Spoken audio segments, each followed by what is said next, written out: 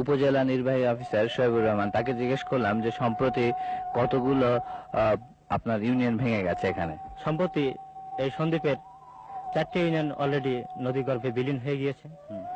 এ সমস্ত ছিন্নমূল পরিবারের লোকজন তারা বেড়িবাঁধ এবং মাটির কেল্লার উপরে বসবাস করতেছে এবং তারা দিনহীনভাবে না খেয়ে জীবনযাপন করতেছে।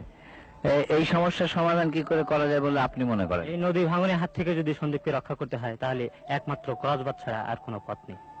এখানে এই ইউনিয়নের চেয়ারম্যান রয়েছেন মোস্তফা কামাল সাহেব। মোস্তফা কামাল সাহেব, আপনার ইউনিয়নের নাম কি? রহমতপুর। রহমতপুর। এখানে কতগুলো ছিন্নমূল পরিবার আছে? মোট অনুমানিক 700 মতন ছিন্ন পরিবার আছে। এদের এখন উপায়, এদের চলছে কি করে? এরা কোন রকম দিনমজুর রিলিফ এর উপর ভরসা করে চলছে। এদের বেশিরভাগ লোকে কি আগে জমি জমা ছিল?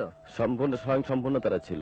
এরা বিভিন্ন জায়গা থেকে আসি, বারবার ভাঙ্গি, বারবার শিফটিং হয়ে তারা এখানে আসে। এখন বেড়িবাঁধের উপর কতদিন এখানে থাকবে? এখানে আর এরা এখানে যে আমরা আজকে এখন যেখানে দাঁড়িয়ে আছি, এখানে যে সমস্ত লোকগুলো আছে তারা আর না হয় 2 বছর পর্যন্ত থাকতে পারবে। এখান থেকে আবার তারা সরতে হবে। কেন? নদী ভাঙার জন্য। আমি এখন যে জায়গায় দাঁড়াচ্ছি, এখান থেকে 3 মাইল পশ্চিমে নদী চলে। আমি এখানকার অধিবাসী এবং আজকে নদী ভাঙতে ভাঙতে 3 মাইল ভাঙ্গা এই জায়গায় এসে পড়ছে। এখন হাজার হাজার লোক সন্দ্বীপের উদ্বাস্ত। সত্যিকার যদি ক্রসবাঁধ না হয় তাহলে এই সকল উদ্বাস্তু কোথায় ওদের জায়গা হবে, কোথায় ওরা থাকবে, তার কোনো ইয়াত্রা নেই।